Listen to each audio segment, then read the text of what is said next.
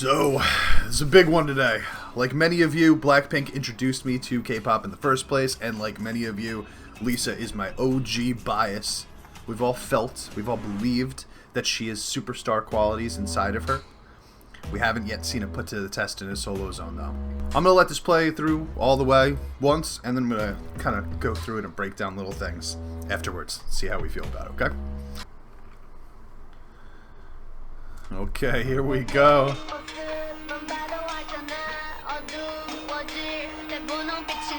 Oh my god, that Kiss jacket, man. With the flannel? Oh! She's calling my heart already.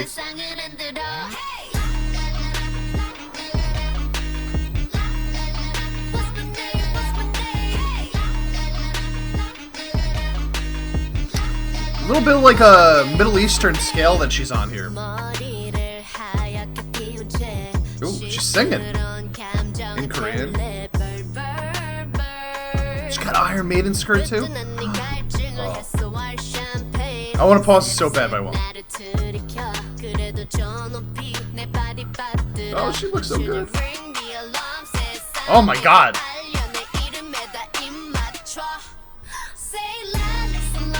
Oh god. Is this the chorus? Ooh, nice beat switch there. And the falsetto there. She's switching up to her head voice. Head voice, not falsetto. Dude, that look for her, oh my god. The long blonde hair with the beanie. Ooh. Ooh.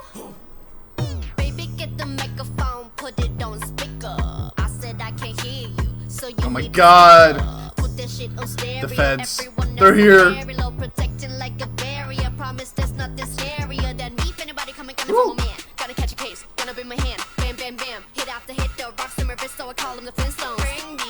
Oh, I love the rap flip there in the middle there. Switching the beat that she's rapping on.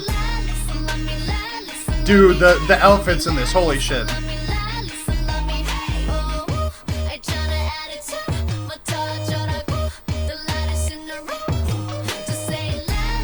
Honestly, I'm getting a little bit of like CL vibes from this, like her style, solo style.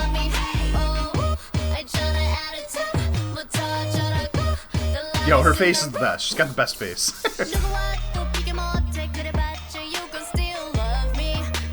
Whoa, this is a real change.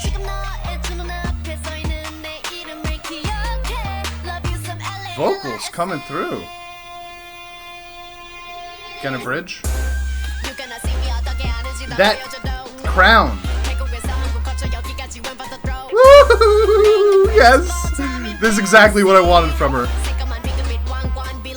That crown right there is the crown of the King of Thailand. I think it's called like the Victory Crown or something.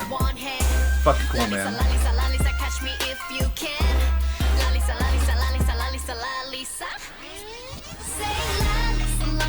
I was hoping they'd go back into this chorus. Most of the time with BP songs, they end on the outro without going back.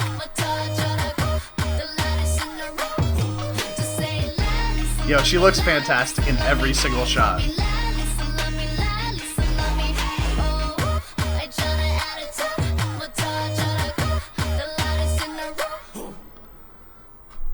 Yo, fire. I thought that was fire. Okay, there were a lot of things in that song that I was scared they wouldn't do, but they ended up doing.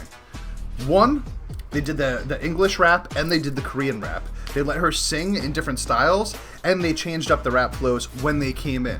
So like, you know, sometimes there's a concern with really poppy music that they'll kind of just skirt the line, right? Like the rap parts especially will just be kind of like really basic just to appeal to the mainstream.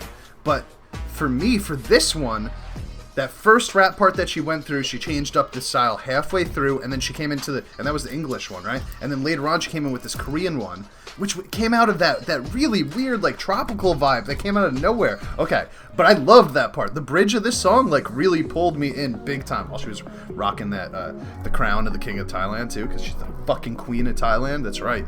That's right! Okay, let's go. I want to watch this again. This time I'm gonna pause some stuff, and I'm gonna break down the stuff that I really like.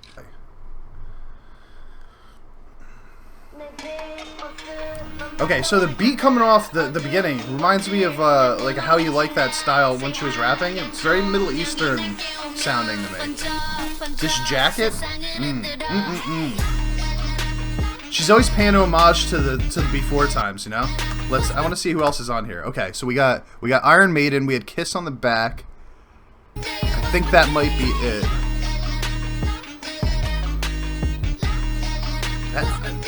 Fucking Iron Maiden jacket though. Hell yeah. You know, the one thing that I would have liked to have seen, and listen, she paid homage to her Thai, you know, upbringings with the crown and that whole scene and stuff like that. It would have been a little cool, I think, if we heard her do just a few lines in Thai. But hey, I'm not gonna bitch about it.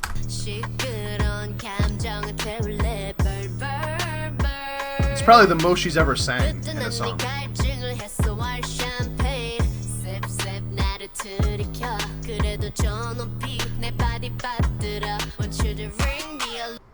This look right here, this is the one for me, man. Oh my god. Holy shit. Look at her. This is like the hottest anybody can look. Right there. I need that hat.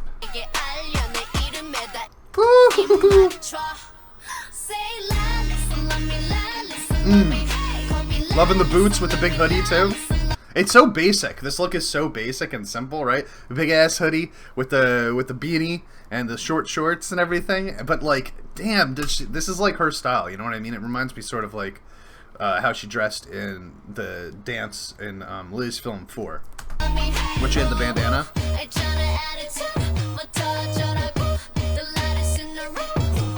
A lot of dance, a lot of choreo in this too. I'm happy about that. Like, I'm happy they didn't skimp out on any of the things that makes her special. You know what I mean? Lots of good choreo, lots of good looks, rap and vocals. Like, they gave us a little bit of everything in this one.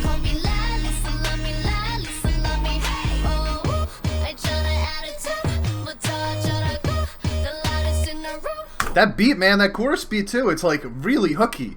It's hard not to get that stuck in your head. Every time she goes, when she flips up to that head voice there, woo, da da da da, woo.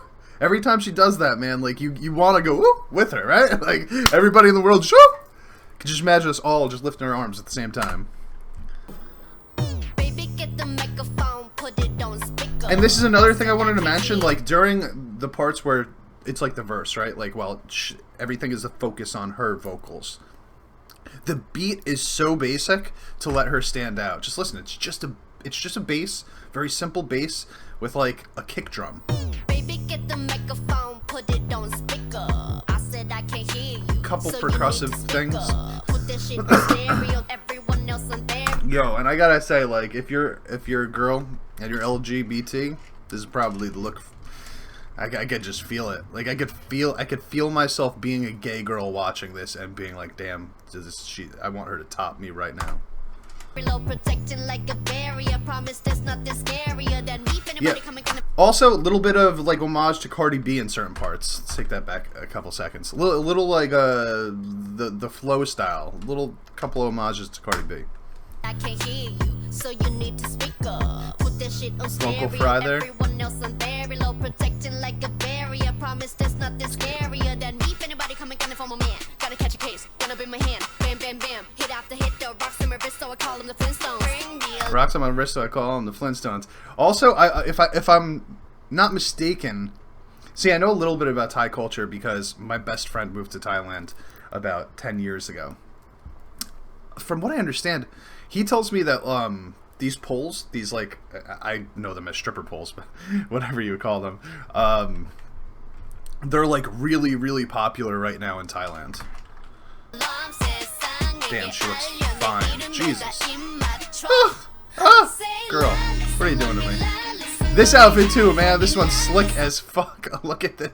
This outfit is so fucking cool, man. Nobody else can pull this shit off either.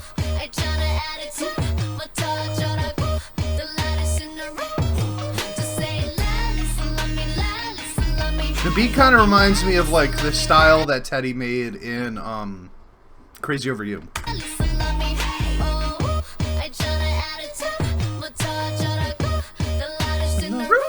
Alright, so this part here, This comes out of nowhere. Suddenly, it's super bright, it's super poppy sounding, got a little bit of a tropical vibe, and this leads us right into that, like, very Thai rap section. And she goes into her fast rap, and these parts, juxtaposed against each other, they're the two biggest opposites of the song, which is why I love them both being part of the bridge. It's like, everything else sort of has this really vibey beat, like you just want to bump your head to it. But this part, there's like a huge change, a huge shift, and very diverse between the two aspects.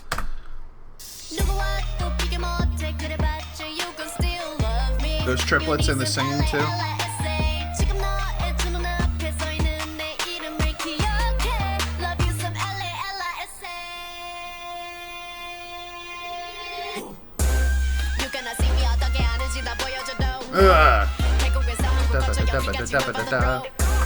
I want to see what she's saying here. You cannot see me even though I show you all my ways.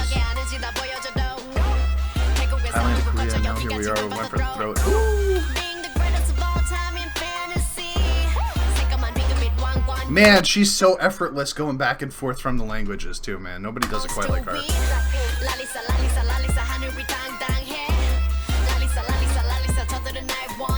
Yeah, she ain't wrong, man. Oh, I can't. You're too fast. Oh, look at her move her friggin' hips there. A little close up, close up. It looks. Oh wait, you know what? It kind of looks like the pose from Mamamoo hip, but I think she's doing a LALISA thing, right? LA. Is that what it is? That's what it looks like. It's cool, man. Look at this whole. Good reason to wear masks too. If you can. The gold and black, man. Oof. Yeah, I really like that part. And again, like I mentioned in the song, I'm really glad they went back into this chorus again, because like 90% of the time in a Blackpink song, they don't go back to the chorus, and they leave you sort of wanting more at the end of it. It usually hits this big culmination of the song, right? Like I could name almost every Blackpink song. They all, pretty much all do it, right? Kill This Love, Do, Crazier Over You. And like at the end you get this big grand, like everything's built up to this, and you kind of want to hear that chorus come in one more time, but they never do. They leave you hanging, wanting more. But you know, as this is just like her solo, I'm probably not gonna get anything more than this and the B track that's on this one.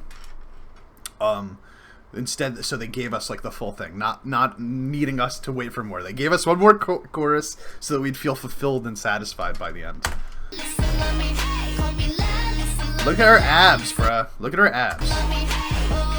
Give me a close-up of them abs.